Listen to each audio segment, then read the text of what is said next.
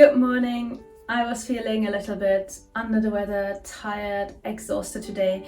So because I don't have any obligations, I thought I would just stay in and embroider the sweater that I recently finished knitting. You can see it's this ultra cropped woolen sweater the whole day. So I thought you might want to just hang out with me. This is going to be a little knitting, embroidering vlog, spending a cozy autumn day together. And if you're interested in the more technical aspect of this knit, I will also have a part talking about the pattern and the yarn and stuff, but it's mostly going to be about the embroidery. So let's start by weaving in some of the ends that are still poking out of this, and I'm going to put on some cozy clothes and make myself a cup of something warm, and then let's get right into it and select some yarns to embroider this with.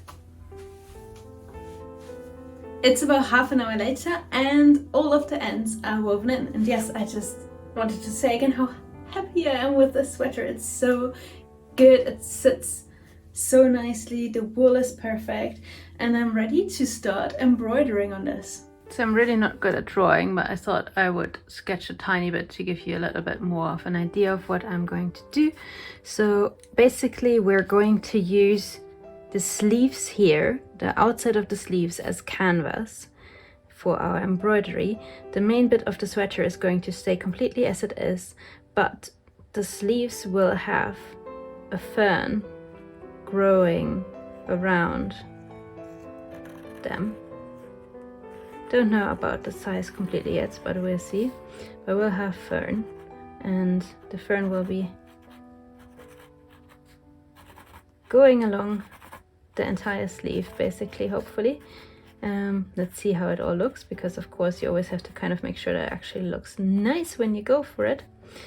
Yeah, you can see I'm horrible at this, but just to give you an idea. So we'll have the fern growing around, and that's because it's a little bit inspired by my time in Scotland, where we went hiking, and we went on one hike that was a little bit horrendous, where we had to just walk through mud the entire hike, and like there were lots of ferns growing, and they were going from their summery green colors to an autumny yellow, and so this is going to remind me of Scotland when I wear it. So that's for the motif, and now for the materials. So we have our sweater sleeve in blue, and what I'm going to be using for the embroidery is yarn that I also got from Scotland. This is my leftover yarn from the shawl that I wore from the Handspinner Having Fun. So this is Handspun yarn that has some silk content and this lovely yellow fern colors, yellow, green, all tangled up. And we're also going to be using beads. I don't know which ones exactly yet, but the sweater is going to be hand wash only, and it's not going to be washed super often, I think. I'm not planning to go working out on this, so I can afford to put beads on it and just hand wash it carefully whenever I need to. Yeah, that's it for the materials.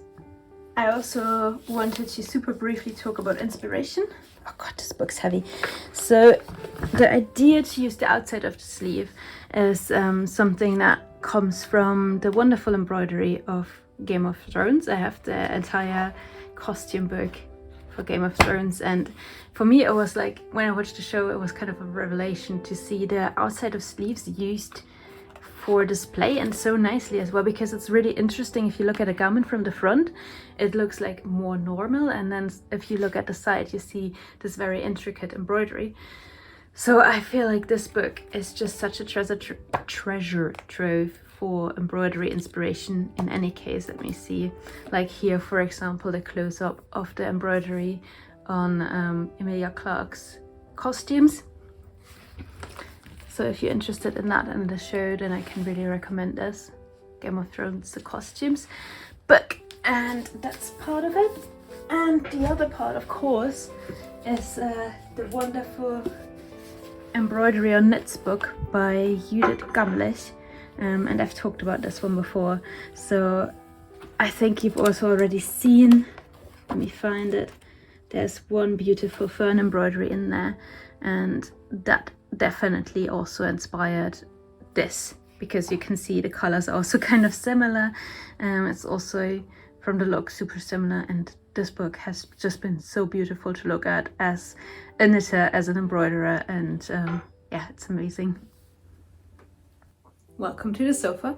So I've just weighed this and I have 13 grams of it left, so I know I can use about 6 grams for each of the ferns if I want to do both sleeves. If I only want to do one sleeve, then that's a whole different matter, of course. But I think what I'm going to try to do now is I'm going to see if I can do a kind of like tambour embroidery thing using my crochet hook to put through loops, because that will make it much quicker to do basically the stem of the fern, and then I'll see if that works out. If it doesn't, then no harm, no foul. Like, not everything has to, but let's see. Maybe it does, and it would save a ton of time. Seems like this is working, so let me briefly show it to you. So the way I do this essentially is I have my embroidery thread running through the sleeve here, then I have my crochet hook, and what I do is I kind of just stab through, look for my embroidery thread, which is a little bit fiddly, then pull up a second loop and then pull that through the first one. But I'm noticing I have to be super careful to not distort the fabric, which is fine, but just something to be aware of, because you still want your sleeve to fit after you've embroidered it. My cat wants in, but I'm not letting him in with that many beads and stuff around. So here you can see the beginning of it, and let me just keep going. I might actually outline how I want the fern to go before I keep going like this, because it's actually quite hard to keep a good overview with like the sleeve moving around and things like that in my hand, so I can't really tell what's on the outside anymore, so I might actually need that to have a bit of a better idea.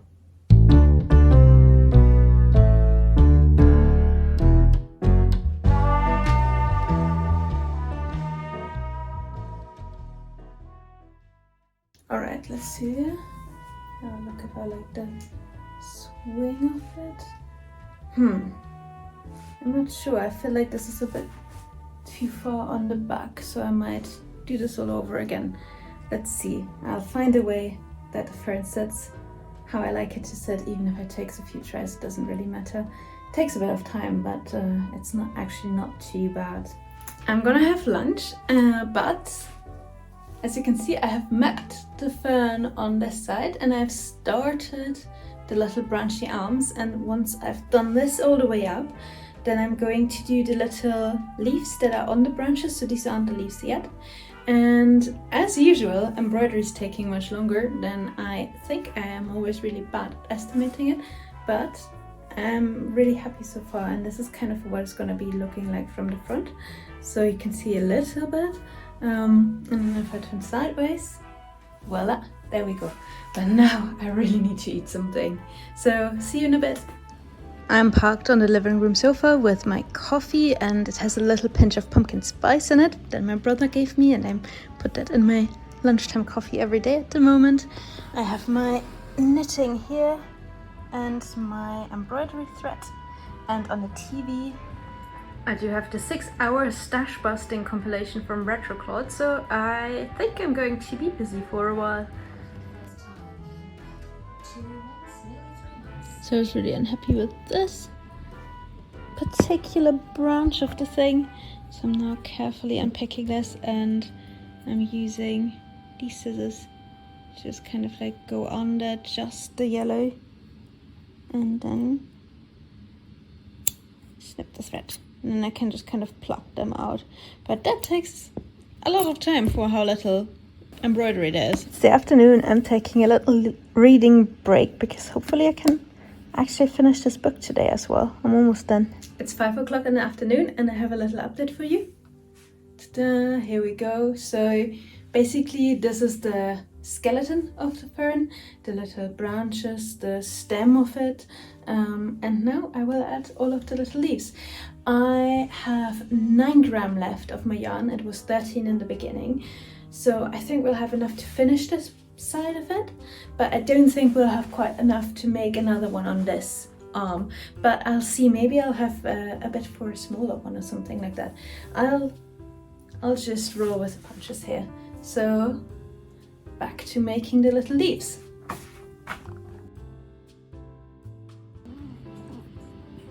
I'm almost done embroidering for today, and I have a little very sleepy guest who's been really good and just hanging out. So that's been lovely. And yeah, I think I'll stop soon because my yarn's also almost used up. And then I'll see tomorrow about adding some beads and sparkle. Do you want to see how much we have left over after all of this embroidering? Literally this. Literally this. It was so close. But I'm going to save this just in case I need to fix a small spot tomorrow or something like that, so I'm not completely out. So I'm putting this aside, and I think that's it for today. I might weave in a few ends because there's hundreds, but let's see. Good morning, welcome to day 2 of this little embroidery experiment. I have a fresh tea here, black tea. I already had a coffee. Now I'm ready to get started on the beading on this. Let me show you what we did yesterday in daylight. So the fern is done. I do not have enough yarn for a second one on the other sleeve, but it's all right. And I'm going to put it on and show you.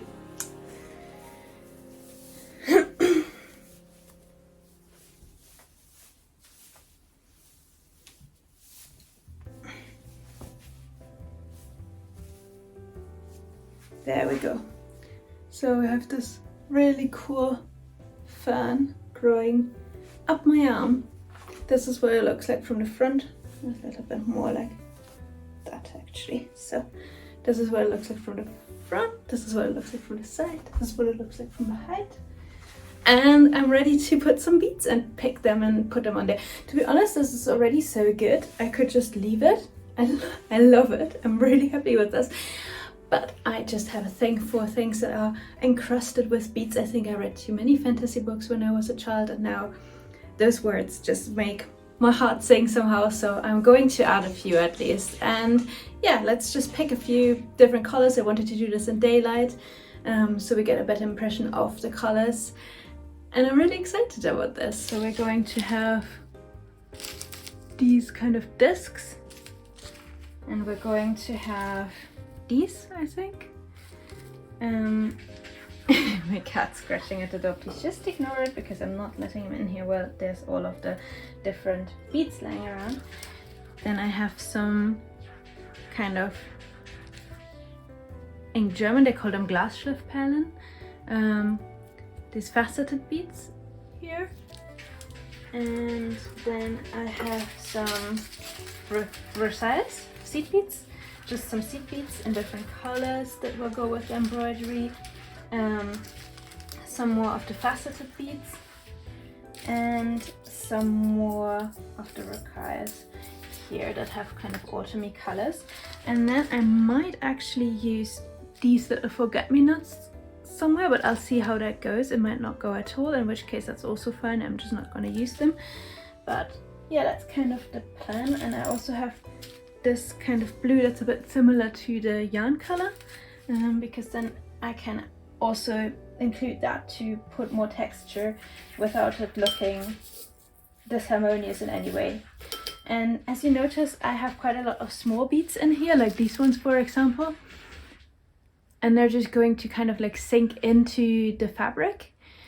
Which is what I'm intending to. I'm not intending for the beads to stand out a lot. For that I have the bigger faceted beads, but to add texture to this whole embroidery and give it a little bit more interest.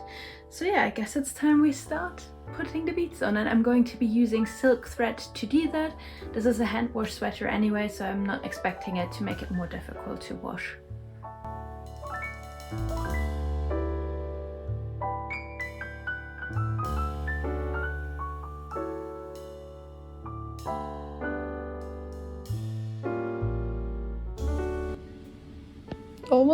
Almost there. Beads are getting at it, and I still have to do like 3 leaves and then I'm done. Tiny delay further, but I think I'm going to add a few of these round discs still, because they look like fern seeds because they're often quite round, so I thought it would fit. it's done. Obviously the embroidery on this ended up taking 2 days instead of 1, and I also only got 1 sleeve done instead of 2 because I ran out of yarn. But I feel like for such a huge embroidery, 2 days is still really good, and I'm so happy with how this came out. I think this is so cool. This definitely does remind me of my trip to Scotland, and it will every single time I wear it. I'm so happy it looks exactly like the ferns I saw. Basically, I feel honored that I got to make this in all Scottish yarns, and I think the sweater also sits beautifully, and I'm really, really, really happy with the entire project, and I'm going to be wearing this all fall and winter, and hopefully spring if it doesn't get too hot too quickly as well. So thank you for hanging out with me today. I'm going to talk a bit more about the pattern and the yarn now, so if you're interested in the nitty-gritty of it all, then stay tuned. And if you like this video but you would like to check out now, then please do not forget to subscribe and like. I hear scratching, and I think my cat really wants in. He's not been leaving me alone all day. He's been refusing to go to another room. Don't know why. Usually I try not to then open the door because it kind of reinforces that behavior, but I feel like sometimes as cat guardians we can kind of tell when they're serious, and I think he really is. So let's see what he wants. I think he just wanted to hang out, really. Okay, so let's talk about the pattern first. This is the step-by-step sweater by Florence Miller, and I've talked about this before in a prior video. Do you want down now? Okay, great. Okay. I think I have cat hair in my mouth now, and he's also sitting on my chair where now I could sit down, but I guess. Do you think we can both fit here? Because then it would be more comfy for me as well. Yes. I think that's been accepted. So let's get you down here. So this is the step-by-step sweater by Florence Miller, and this is a free pattern on Ravelry, which I'm linking below as well again for you. I've raved about this pattern before because I think it's actually the best free pattern I have knit in my entire life. If you're looking for a good beginner sweater pattern, look no further, do this one. It's quick, it's simple, the explanations are brilliant, and it gives you all of the info you need to get started. I improvised the sleeves a little bit. I made them kind of like cinch a little bit faster because I wanted the canvas for my embroidery to look like that. I also did knit my sleeves at a tighter gauge so that the embroidery would hold up better. And I also cropped this significantly, as you can see, so that it would look nice over dresses, and that also means I cinched the waist quite nicely as well, so that it would look good in that function. But yeah, those were basically my modifications that I made to this. Apart from that, I followed the pattern to a T. It explains the raglan increases really nicely. I think the collar is nice. Yeah, just give that pattern some love, put it in your queue, favorite it, whatever. It's so good, it's so worth it. I really, really loved knitting this. The yarn was the World of Wool Isle yarn, or the Isle of Wool? Let me look it up. I get it for you. It was the Isle yarn from World of Wool, so that way around, in the color Brewery. And this is an Aran weight yarn that is blue-faced Leicester, I think, in Shetland. And I really like this. I've already hand washed it to blocked it, and it held up quite nicely. It was also super cheap. So the whole sweater, like super cheap, but it was quite cheap. I think it was like £7 for 100 gram, which is not a lot. So the whole sweater cost me under £30. And for the embroidery, for the arm, I used Handspun yarn from a little shop on the Isle of Skye called the Handspinner Having Fun. And this is a really nice wool and silk blend that has a lot of different colors in it. And I'm so honored that I got to use this for the sweater. I'm so happy with how this turned out and how much of a souvenir it is. So that has basically my really short review on the pattern, on the yarn. If you have any questions, then please let me know below. Also let me know if you like this kind of slightly different project-based video format, or if you prefer regular podcast episodes. I'm thinking about doing both, but it would be really good to know, to kind of get an idea about the mix of it. And as usual, I will leave the links to the patterns that I used below, and I'll probably be back next week with a regular podcast episode with some project updates and stuff like that. Let's see how sparkly this is. I'm just so happy with it. So I'm saying goodbye to you at this point, and if you like this video, don't forget to like and subscribe to the channel, and I hope to see you super soon, and I hope you're enjoying autumn. Take care and bye bye.